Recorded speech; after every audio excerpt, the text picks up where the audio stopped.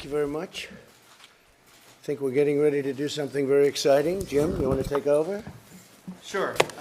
So this Christina, is... Jessica, please stand by for a call from the President of the United States. Where's my camera? I guess it's over to you at this point. Sir, Where's my camera? You tell me. Got a lot of cameras. it is. It's an exciting day. It is. The first all-women spacewalk underway right now. They're doing very important work. Just so everybody knows, this is a short window for the downlink, and also they've got very busy work to do. They're on the outside of the station, but what a big day. We're thrilled to be here, Mr. President. It's over to you for communicating with them. Well, I'm thrilled also, and if they're ready, I'm ready. Okay. Can we confirm that the link is live?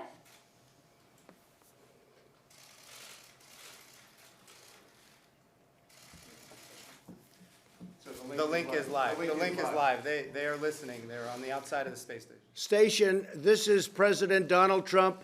Do you hear me?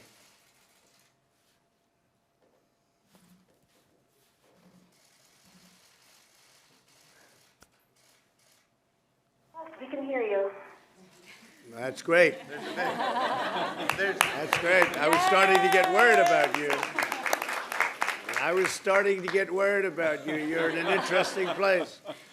I thought we may have to be a little emergency work. I don't think that'll ever be necessary with you. The job that you do is incredible. And I'm here with Vice President Mike Pence, NASA Administrator Jim Bridenstine, and my daughter Ivanka. We're thrilled to be speaking live with two brave American astronauts who are making history, joining us during their spacewalk outside the International Space Station.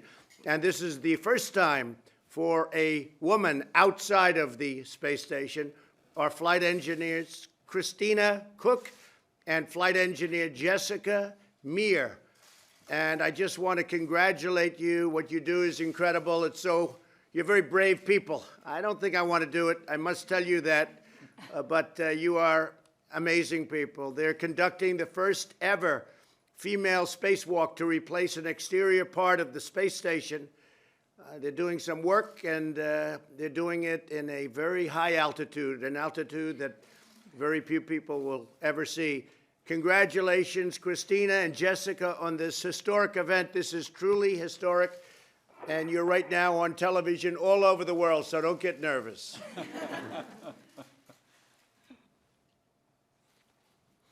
I'd like to ask you a question. What would you like to tell everyone listening and watching today, especially young women who are interested in space? There's about a 4 or 5 second delay. Ah, okay. Well, thank you. First of all, we don't want to take too much credit because there have been many other female spacewalkers before us. This is just the first time that there have been two women outside at the same time. And it's really interesting for us. We've talked a lot about it up here. For us, this is really just us doing our job. It's something we've been training for 6 years and preparing for. And so it didn't really, for us, it's just coming out here and doing our job today. And we were the crew that was tasked with this assignment. At the same time, we recognize that it is a historic achievement. And we do, of course, want to give credit to all of those that came before us. There have been a long line of female scientists, explorers, engineers, and astronauts, and we have followed in their footsteps to get us where we are today. We hope that we can provide an inspiration to everybody, not only women, but to everybody that has a dream, that has a big dream, and that is willing to work hard to make that dream come true. Something that all of us that have made our way up here have done all throughout our lives. And I can tell you, the hard work certainly did pay off. I've only been up here a few weeks, actually, about 3 weeks I've been in space, and this is my first flight and my very first spacewalk. So it is a pretty incredible feeling, I'm sure you can all imagine, and it's one that I will never forget. I'm extremely fortunate to be sharing this moment with Christina Cook, who is not only my colleague, but also a very, very close and dear friend. So it's really our honor to be out here working today and to be representing whatever it is that's significant to whatever individual's desires and heart. Thank you. Well, Christina and Jessica, I would like to, if I could, just thank you. Jessica, I know that you've been doing this and you've been working hard. And Christina, I've studied your resume. It's really incredible what you've done, what you've both done. Your lives have been incredible. And now you're in a place that, as I said, very few people will ever get that experience. You're doing an incredible job. This is a first step because we're going to the moon and then we're going to Mars. We're launching from the moon, most likely. They seem to think that's the best way of doing it, Jim.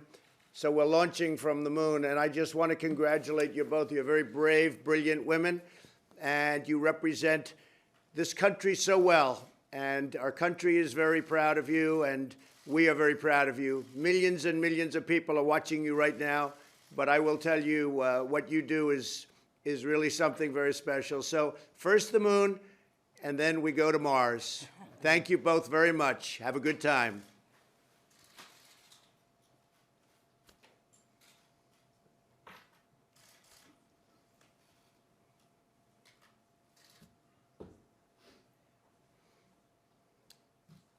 I'm wondering if we might have lost the link at this I point. don't know. Maybe they didn't like my message. Could be. Anyway, two great women, two great people, and you know, a big danger, not easy. It's not an easy thing to do. A lot of people would take a pass on that one, but they're great women. Okay, back to the scoop. I think I heard that. That's the link. Oh, that's the link. That's the end of the link. So they heard my message and they tried to respond. It's space. I assume they're okay. I assume they're okay. Anyway, they're actually outside of the ship, so that's something, right? That's the first time that's The taken first time place. since 1969 that a president has spoken to astronauts outside of the spaceship. So It's a great thing. When are they coming back? What's the timing? So each one is different. Christina Cook is actually going to be have Thank the you to all longest single parties. endurance mission. Jessica, we're resuming normal operational communications. Okay. So she's going to be on space station for, I think it's about 10 months, which is the longest Wow. we've ever had a woman on the space station ever. What's the longest for a man? 345 days. So, So why don't you have the woman break the record? well, we have a very tight schedule when it comes to windows to get back and forth to the International Space Station. But that's within the realm of what is possible. We're working on schedules, sir. Well, and next a woman on the moon, right? That's right. By direction of the president, we will have the first man, or I should say the first woman and next man on the south pole of the moon will be Americans. and what's your timing on that? Well, better not say it too fast. 24 Get it done before you talk about it. Okay, yes, sir. Okay, go ahead. The goal is 2024, sir. If all things go according to plan, 2024 is within the realm of what is possible, and we're working hard to make that a reality. And because of the fact that we've been there, as I've said to you many times, we've been there a long time ago, it's really being done as a launch for Mars. Is that correct? That's right. We're building a habitat in orbit around the moon, a space station in orbit around the moon, and that will be launching in 2022. And once that is deployed, that will be modified into a Mars ship that will take us all the way to Mars. And between now and then, we want to build a sustainable architecture at the moon. We need to learn how to live and work on another world for long periods of time. And then we go to Mars, because when you go to Mars, Earth and Mars, we're only aligned on the same side of the sun once every 24 months, or 26 months. What that means is we have to be willing to stay.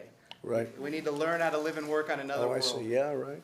So that's what the moon is all about. That's going to be very interesting. Well, Yes, it's sir. very exciting times. And that whole program was dead when I took it over, when we came into office, and something that Mike liked very much and I liked very much.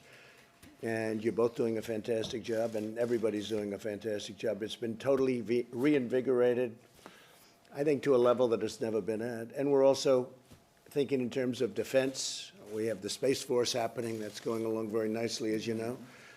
We're creating a new force, and it's called the Space Force, and that's a big thing. And that'll be working along very closely with you. So that's beyond going to the moon and Mars. That's also defense of our nation. That's right. Which is very important. Anywhere there's commerce, it needs to be defended. And We are industrializing space. It's going to be an export for the United States, and that's going to be very positive. In fact, it already is. We need to grow it. And so we're working very hard to commercialize it, make it an export. And of course, that requires it to be defended just like the high seas for trade. That's fantastic. Yes, sir. Thank you very much. Great job. Thank you, sir. Well, thank you very much, everybody. That was very exciting. And these are two great people, and they put themselves at risk for our nation and because they love doing it. And there are few people that have the ability to do something like that. I will say that. It takes a great ability. So thank you all for being here. It's very nice. Thank you.